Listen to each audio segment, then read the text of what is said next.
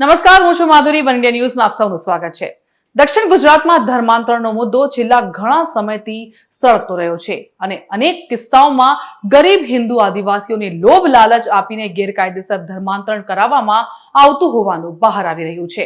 ત્યારે હવે તાપીમાં 2 દાયકાથી ધર્માંતરણ ચાલતું હોવા છતાં અને હજારો લોકો ખ્રિસ્તી બની ગયા હોવા છતાં સરકારી ચોપડે એક પણ વ્યક્તિએ ધર્મ બદલ્યો ન હોવાનું અને સેંકડોની સંખ્યામાં ચર્ચ બની ગયા હોવાનું સામે આવ્યું છે.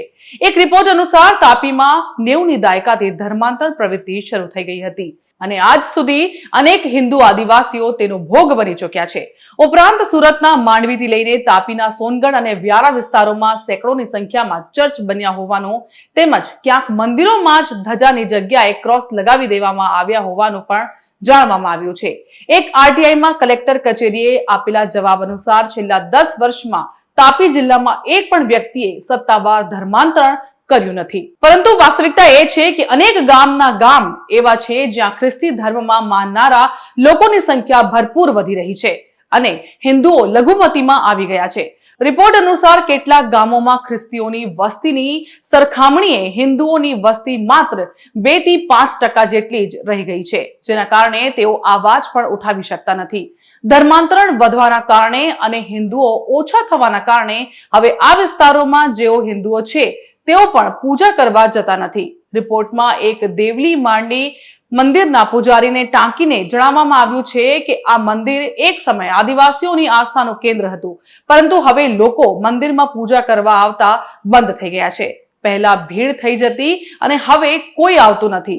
તેમણે ધર્માંતરણને કારણભૂત ગણાવતા કહ્યું કે આદિવાસીઓ ભોળા હોય છે અને તેમને લોભ આપીને ધર્માંતરણ કરાવી દેવામાં આવે છે. તેમજ અનેક વિસ્તારોમાં ખ્રિસ્તી પાસ્ટરો આવીને આદિવાસીઓને કુળદેવીની પૂજા કરવાને બદલે તેમની પ્રેયર કરાવવા માટે લઈ જાય છે અને લોકો પણ તેમની વાતમાં આવી જાય છે. તેમના મગજમાં એવું ઠસાવવામાં આવે છે કે કુળદેવી જેવું કશું હોતું જ નથી અને મરિયમ માતાની પ્રાર્થના કરવી જોઈએ. અહીં ખ્રિસ્તી ધર્મ પાળનારા લોકોની સંખ્યા પ્રતિદિન વધતી હોવા છતાં સરકારી દફતરે એકેય વ્યક્તિ ન નોંધાયો હોવાનું કારણ એ છે કે ધર્માંતરણ કર્યા બાદ પણ આ લોકો સરકારી ચોપડે જરૂરી કાર્યવાહી કરતા નથી અને હિન્દુ આદિવાસી જ લખાવે છે. સરકારી લાભો મેળવવા માટે આમ કરવામાં આવી રહ્યું હોવાનું સ્થાનિકોએ કહ્યું હતું. રિપોર્ટ અનુસાર તાપીના સોનગઢ અને આસપાસના વિસ્તારોમાં એક ગામમાં 1 થી 2 ચર્ચ અને પ્રેયર માટેના સ્થળો ઊભા કરી દેવામાં આવ્યા છે. સોનગઢ તાલુકામાં 500 કરતા વધુ ચર્ચ, જ્યારે વ્યારામાં 200 થી વધારે અને ડોલવણ અને ઉચ્છલ તાલુકામાં 100 થી વધારે ચર્ચ બનાવવામાં આવ્યા હોવાનું અંદાજ વ્યક્ત કરવામાં આવ્યો છે. આ ઉપરાંત પ્રચાર પ્રસાર માટે આવતા પાસ્ટરો ગરીબ અને આદિવાસી મહિલાઓ પર નજર બગાડતા હોવાનું અને તેમની સાથે શારીરિક સંબંધો બાંધતા હોવાના પણ આરોપ લાગ્યા છે. રિપોર્ટમાં હિન્દુમાંથી પાસ્ટર બનેલા અને ફરી ઘર વાપસી કરીને હિન્દુ બનેલા એક વ્યક્તિને ટાંકીને જણાવવામાં આવ્યું છે કે પ્રચાર પ્રસાર માટે જતી વખતે પાસ્ટરો શરૂઆત મહિલાથી જ કરતા હતા અને તેમને જ નિશાન બનાવતા હતા. તેમને મફત સાડી આપવાથી તેઓ ખુશ થઈ જતા અને તેમના બાળકોને વિનામૂલ્યે પુસ્તકો અને કપડાં આપવામાં આવતા અને પછી ખ્રિસ્તી બનવા માટે સમજાવવામાં આવતા હતા.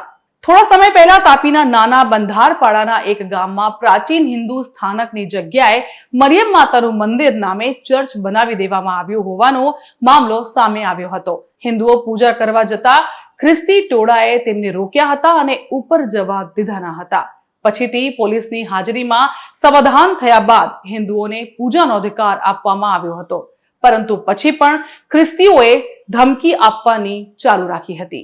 તેમજ વલસાડ જિલ્લાના કપરાડા તાલુકામાં એક ગામમાં ચર્ચનું બાંધકામ કરવામાં આવતા વિવાદ સર્જાયો છે. અહીંના સ્થાનિકોએ ફરિયાદ કરી છે કે તેમના ગામના દફતરે એકેય વ્યક્તિ ખ્રિસ્તી તરીકે નોંધાયેલ ન હોવા છતાં ગ્રામ પંચાયતથી ઉપરવટ જઈને ગેરકાયદેસર રીતે ચર્ચનું બાંધકામ કરવામાં આવી રહ્યું છે. આ મામલે સ્થાનિક લોકોએ સરપંચ સાથે મળીને કલેક્ટરને આવેદનપત્ર પાઠવ્યું છે અને કડક કાર્યવાહીની માંગ કરી છે. આ ઉપરાંત સ્થાનિકોએ વિસ્તારના ભોળા અને નિરક્ષર લોકોને લોભ લાલચ આપી તેમને ભરમાવીને સનાતન ધર્મ અને દેવી દેવતાઓ વિશે અપપ્રચાર કરી ધર્માંતરણ કરવામાં આવતું હોવાની તેમજ ગામે ગામ ચર્ચ ઊભા કરી દેવામાં આવ્યા હોવાની પણ ફરિયાદ કરી છે. એમ પણ આરોપ લગાવવામાં આવ્યો છે કે મોટા ભાગના ચર્ચ સરકારી પડતર અને જંગલ ખાતાની જમીન પર બનાવવામાં આવ્યા છે. સ્થાનિકોએ આ ચર્ચ માટે આવતા ફંડિંગ ઉપર પણ પ્રશ્નો ઉઠાવ્યા છે અને તે કયા હેતુ માટે અને ક્યાંથી અને કેવી રીતે આવે છે તે બાબતની પણ ઊંડી તપાસની માંગ કરી છે. સ્થાનિક સૂત્રો પાસેથી જાણવા મળ્યા અનુસાર ગામમાં ગત જુલાઈ મહિનામાં મોટા પાયે ધર્માંતરણ કરવામાં આવ્યું હતું અને 20 હિન્દુ પરિવારોના લગભગ 90 લોકો ધર્માંતરિત થઈ ગયા હતા. આ માટે કલેક્ટરની પરવાનગી પણ લેવામાં આવી ન હોવાનું જાણવા મળ્યું છે. ત્યારબાદ ગ્રામ પંચાયત તરફથી કપરવાડાના પીએસઆઈને લેખિત ફરિયાદ પણ કરવામાં આવી હતી. ગરવી ગુજરાતની ધરા પર ધર્માંતરણનો ધંધો રોકવા કડક કાર્યવાહીની જરૂર છે. વધુ માહિતી માટે આપ જોતા રહો વન ઇન્ડિયા ન્યૂઝ.